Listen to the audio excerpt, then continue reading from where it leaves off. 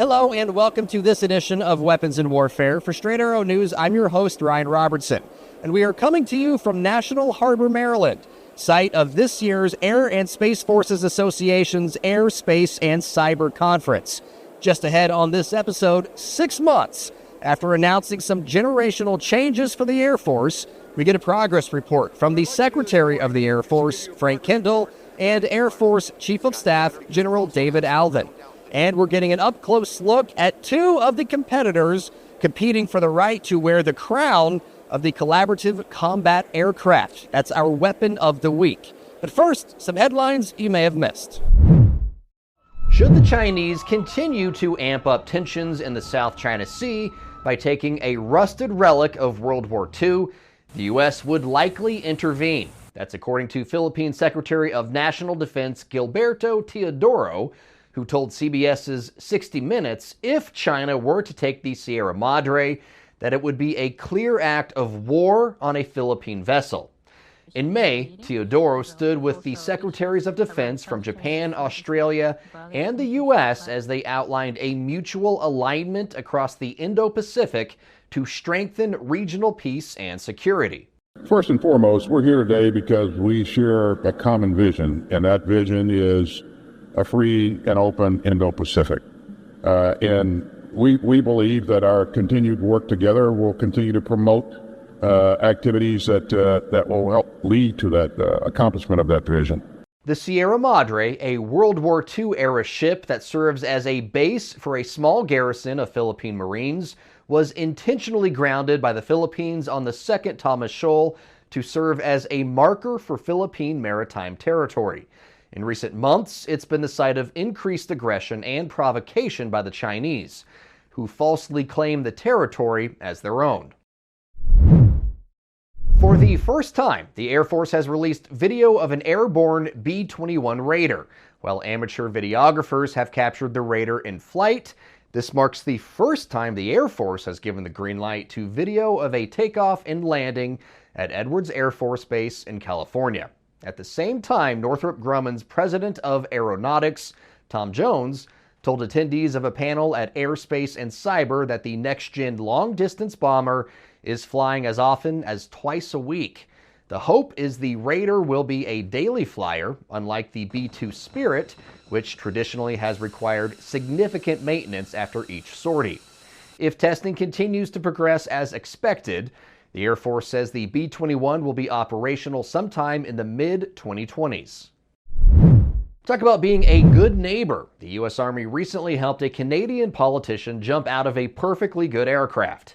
This was the scene high above an air show near London, Ontario in Canada, as the local mayor, Josh Morgan, went for a tandem jump with the renowned U.S. Army parachute team, the Golden Knights. The leap of faith was part of the 100th anniversary celebration for the Royal Canadian Air Force, highlighting the collaborative spirit between Canadian and U.S. military units. Of the jump, the Army said it symbolized the bond and shared history of military aviation between the two nations.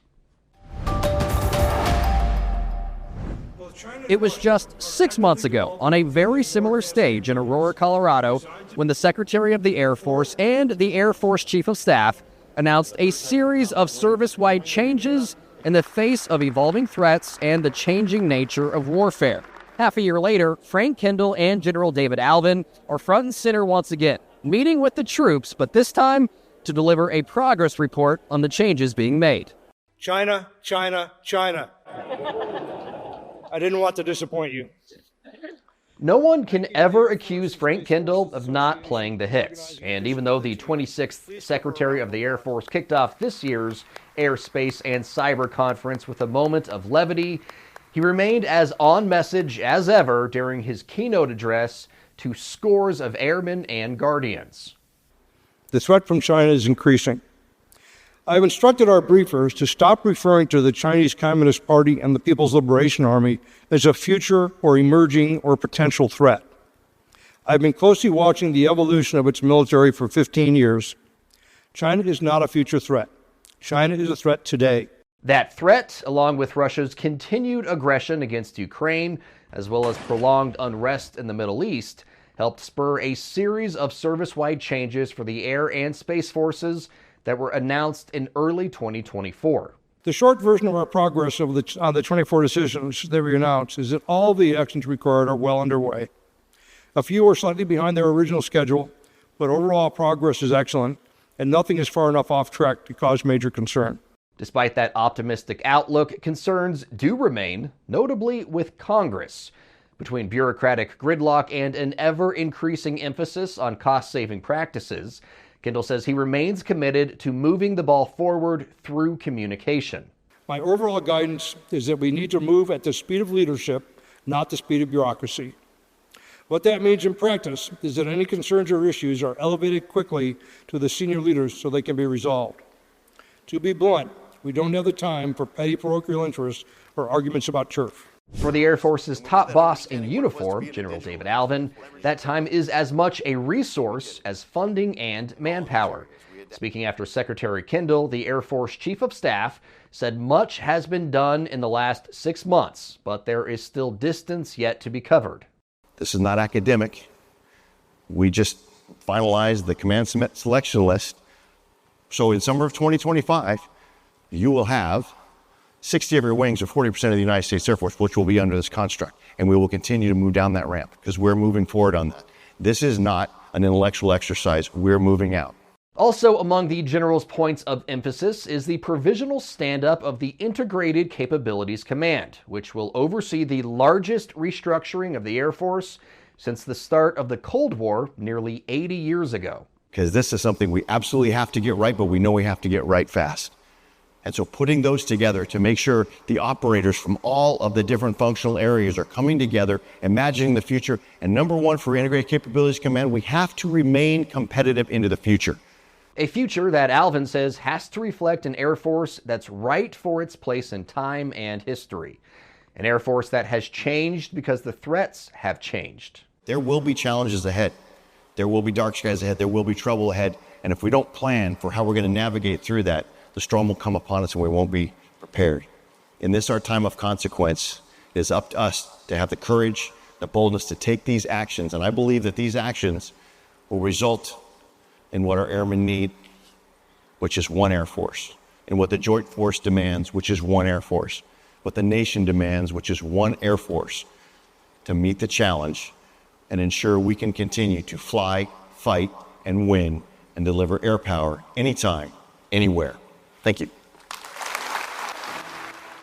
Serving you clarity through context, our mission at SAN is to deliver the news straight down the middle.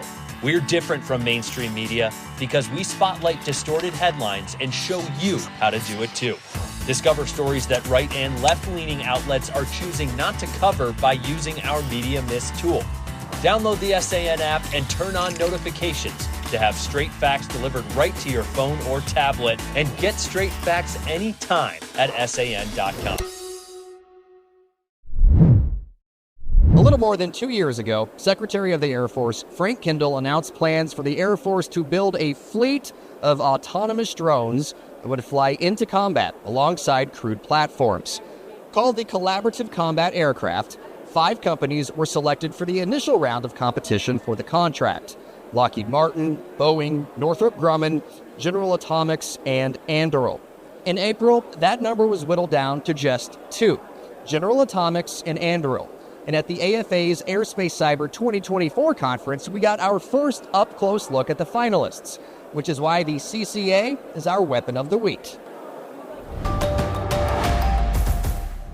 Collaborative combat aircraft represent a lot of changes for U.S. air power, but at their core, these are still planes. But I can tell you that it would operate just like a fighter. So it has landing gear, it would roll out from a hangar, it would take off, it would climb and cruise ahead of or alongside a traditional combat fighter formation, and in that way it would look very familiar, with the big difference that there's nobody on board. Phil Ewing is the spokesperson for General Atomics, one of 2 companies chosen in the DoD's first tranche to field working CCA prototypes.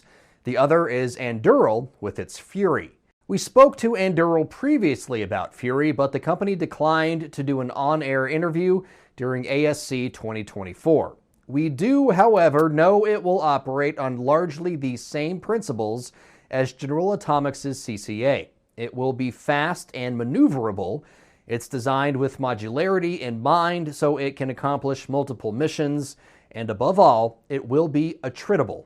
One way to think about it is, if you want to start a fire, you can strike a match and throw it away. You can buy a Zippo lighter made out of brass, and it'll last the rest of your life. And what General Atomics has said is that we want these to be BIC lighters. So, very durable product. Everyone knows how to use it. But if one falls out of your pocket, it's not the end of the world. General Atomics' offering, simply called CCA right now, uses the same chassis as the XQ-67A, a test platform that's been flying for the Air Force Research Lab for some time. It allowed GA to develop that more weapons-centric variant a lot faster than they would have if they had started from a clean sheet design. Allison Turi is one of the aerospace engineers working on CCAs for the Air Force Research Lab.